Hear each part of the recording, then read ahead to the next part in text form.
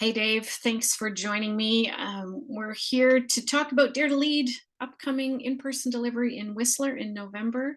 And really just wanted to have a conversation with you about how we're feeling about this particular opportunity to come together and share Dare to Lead with 30 amazing leaders.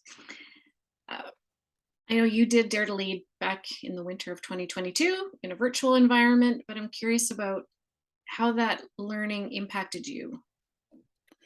Yeah, hi Diane, and yeah, I'm looking forward to the workshop and being there in Whistler for a whole host of reasons, which I'm sure we'll get into. In regards to the learning, I mean, first of all, it's a fascinating process of learning because I can read the books, I can watch the podcasts and so forth, and certain things that Brene Brown talks about resonate. Mhm. And then there's the exercise that us as learners engaged in, and right then there in the moment. And one of the things that jumps out at me as a vivid memory is the whole notion around choosing courage over comfort. Mhm. As a leader and as a person in my family, in my relationship, I mean, nobody likes to have conflict or anything like that. And as a result of that, sometimes I think I have been less than courageous addressing or of not address by not addressing certain things that need to be addressed. And I realized one of the things that the workshop taught me was, okay, first of all, vulnerability is the first sign of being courageous, and I can be vulnerable, and yeah, I'm just going to say what I need to say, and I can be kind as I say it. Mhm. And being clear is kind, as we know that too. But yeah, I realized that I was being a bit passive around a particular number of issues, and so just having the courage to, or the choosing courage over comfort, um, was golden, and it's often something that I return to now. I love that you highlighted that because it is gold, and it also highlights that this experience, this learning absolutely is about leadership, and it's also about every other aspect of our life as well.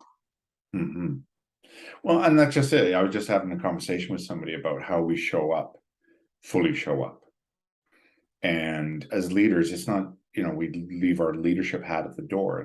It's part of our personality. It's how we communicate and how we choose to solve problems and everything else. And I think that, yeah, part of this is it allows people to, um, I've used this a lot lately, but bring ideas and bring their feelings into the light instead of staying in the shadows. Mhm. Allow them to experiment with thoughts, feelings, and then ultimately behaviors that perhaps in the past seemed daunting. And so I think the added part of that is that again, we can do a lot of this work. I, do a lot of work journaling or reading or whatever, but there is something about being part of a larger learning environment or landscape that says other people are going through this too. Mhm. And, just working with people and seeing how they're receiving information. And it was different for them than it was for me. And there were other, interesting or curiosity spots for other learners than they were for me. And so, but all of that is rich. And I think that part of it too is, having that experience live and in person is gonna, I mean, it was pretty lovely, for lack of a better term, when we were doing it virtually. And that has its own rewards and some challenges, but doing it in person, I think it just will allow it to land that much better. Mm. Beautiful. So just on that, I'm curious, it's been a while since we've had the opportunity to do live work, and you've done a number of virtual Dare to Leads. Yeah. What would you say is the biggest shift or the biggest learning that you've, um, gone through in the last 2.5 years, and how is that now going to color this live experience? Well, I'm glad you called the virtual lovely because I did feel like we created a lot of intimacy and connection and safety in a virtual environment and some great learning outcomes virtually. And I think going into this in person, I, it feels vulnerable actually. What I've learned is, being,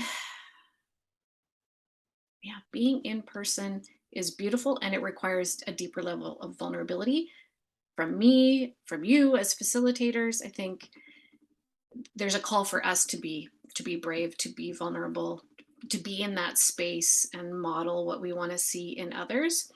So that's the nervous kind of response or reaction to your question.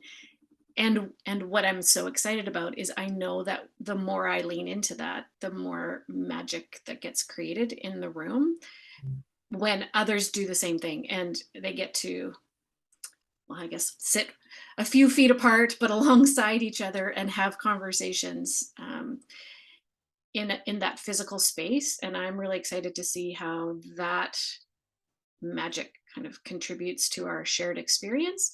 And I think I'm just arriving in Dare to Lead in Whistler with more gratitude for the opportunity to physically be together. I took it for granted for years and years and years, and I'm not taking it for granted anymore. It'll be a very sacred, special learning bubble. Yeah. Yeah, that's nice. Yeah. So I know I'm feeling vulnerable just to get back in the room together with others and facilitate. And you and I are co-facilitating for the first time. And so my final question for you is, where's courage going to show up for Dave as we arrive in Whistler together? Well, I think the courage first showed up when you asked me if I wanted to co-facilitate with you, and I said yes. Yay. Because it's a new and novel experience, and so for part of that, I think part of the how I can manifest courage, I guess, is to say yes to things, Mhm. yes to new and novel things, and also give myself permission to say that's okay. You're gonna get some things, air quotes, wrong, but that's okay. Everything's an experiment. I learn by doing and by trying and being courageous enough to try versus sitting on the sidelines and being a spectator. And, the ability to share this space with you, share the space with other learners who are there on the journey with us. Um, it all of a sudden doesn't make it seem that courageous an act at all. It's just one of curiosity and wonder. Beautiful. Well, we are excited to see who's in the room. Registrations are going really quickly. We've got early bird pricing on till October 21st. So if you're watching this video, we'd love for you to join us, and don't wait. Save 500 bucks. Sign up before October 21st and enjoy our 10 reasons why you should join us in Dare to Lead Whistler, unfolding over the next 10 days.